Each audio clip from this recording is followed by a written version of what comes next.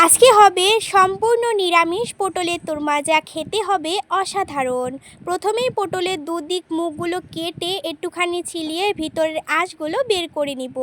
আঁশগুলো কিন্তু জল দিয়ে মিক্সি করে নিব। আর এদিকে ওই পটলের ইয়েগুলো কিন্তু লবণ হলুদ দিয়ে লাল লাল করে একটুখানি ভেজে নিব।